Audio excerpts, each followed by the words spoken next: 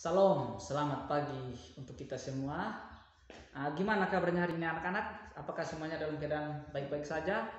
Baik, kalau semuanya dalam keadaan baik-baik saja, sebelum kita memulai akan pembelajaran kita pada pagi hari ini, marilah kita meminta tuntunan Tuhan dalam doa. Kita berdoa. Ya Bapa yang berada di kerajaan surga, ya Bapa, pada pagi hari ini kami anak-anak-Mu akan memulai akan proses pembelajaran kami pada pagi hari ini. Mari Tuhan Engkau jaga lindungi kami sehingga proses pembelajaran kami boleh berjalan dengan baik Tuhan. Ampuni akan dosa dan kesalahan kami, hanya dalam nama Tuhan Yesus kami berdoa ya. Amin. Baik, jadi sekarang Pak minta adik-adik coba lihat kiri kanan. Siapa-siapa yang tidak hadir pada pagi hari ini? Ayo, siapa-siapa yang tidak hadir pada pagi hari ini? Oh, hadir semua, baiklah. Terima kasih. Kalau semuanya sudah hadir, kalau semuanya hadir semua pada pagi hari ini.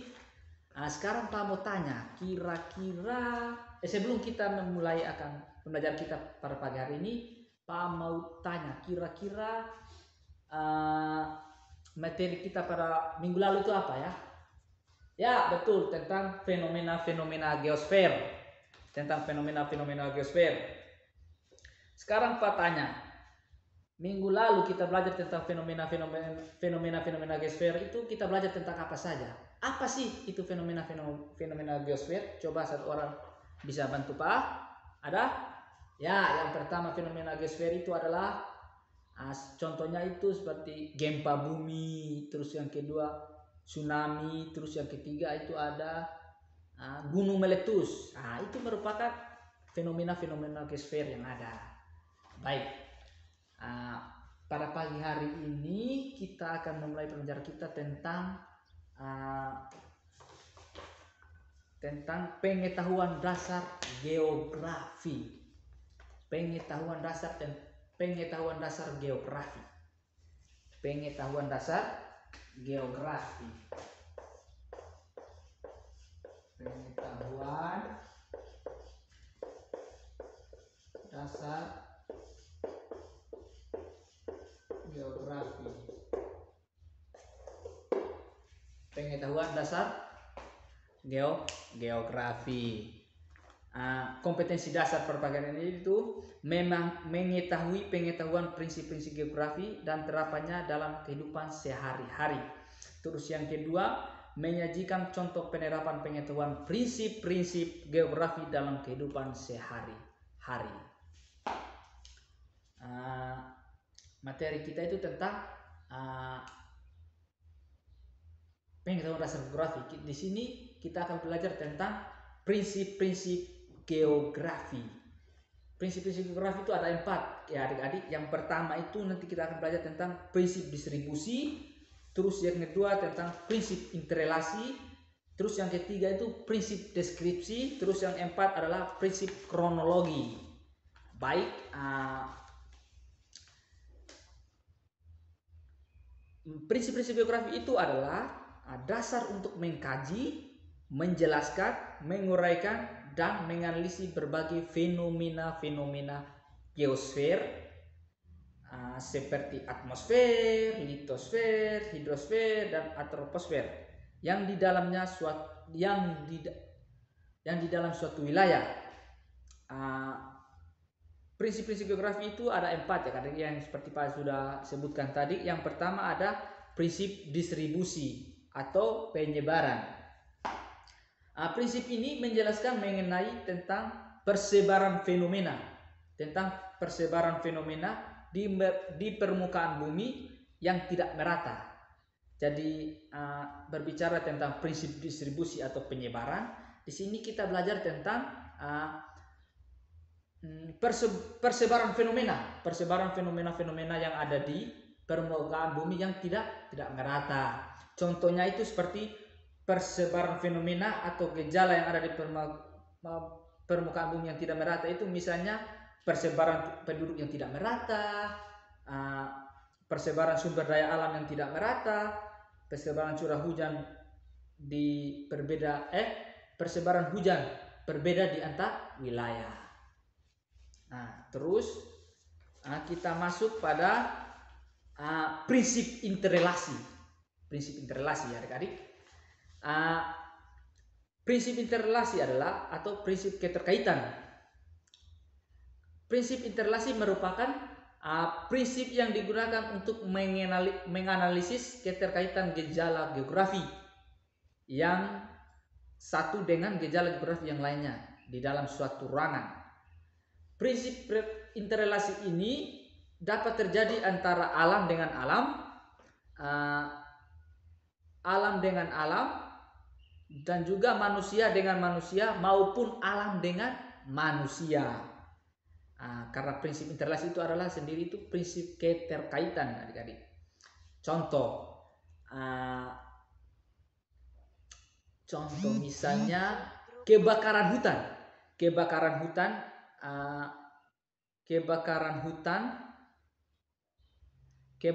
hutan dan lahan meluas di wilayah Kalimantan Sumatera pada tahun 2019. Kejadian musim kemarau tersebut memicu bencana asap di berbagai daerah di Indonesia. Laporan bencana asap mulai munculan dari Riau, Kalimantan Tengah, dan Kalimantan Barat pada waktu itu. Dijelaskan fenomena atau gejala di suatu wilayah, kemudian dijelaskan penyebab terjadinya fenomena tersebut, misalnya pembakaran hutan di berbagai provinsi di Indonesia ditunjukkan untuk membuka lahan sawit baru. Hal tersebut disebabkan oleh banyaknya permintaan minyak goreng karena jumlah penduduk yang meningkat. Jadi semuanya itu ada berkaitan adik-adik. Terus yang ketiga kita masuk pada prinsip deskripsi atau prinsip penggambaran. Prinsip deskripsi memberikan penjelasan lebih mendalam mengenai gejala-gejala geografis yang ada dalam suatu wilayah. Prinsip deskripsi selain disajikan dengan tulisan atau kata-kata, dapat juga dilengkapi dengan diagram, grafik, tabel, dan peta. Contohnya digambarkan atau dijelaskan secara detail suatu fenomena geosfer. Misalnya Gunung Sinabung adalah salah satu dari 112 lebih gunung berapi aktif yang ada di Indonesia. Gunung Sinabung rentan terhadap pergolakan seismik karena lokasinya berada di cincin api Pasifik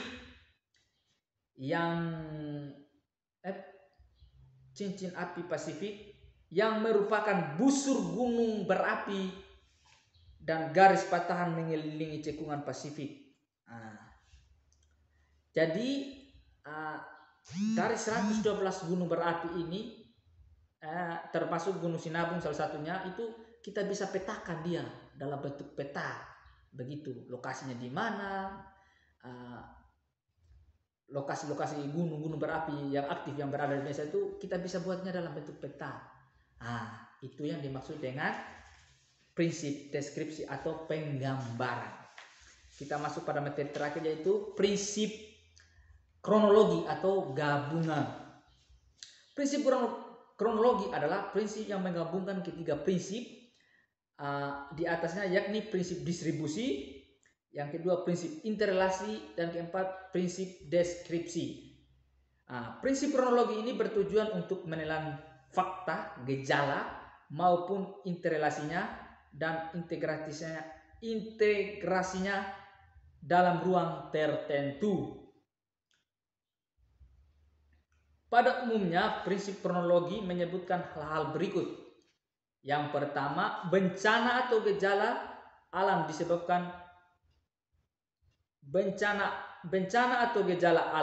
disebutkan wilayah persebaran. Yang kedua, ada data angka persentasenya. Yang ketiga, dijelaskan sebab akibat mengapa terjadi.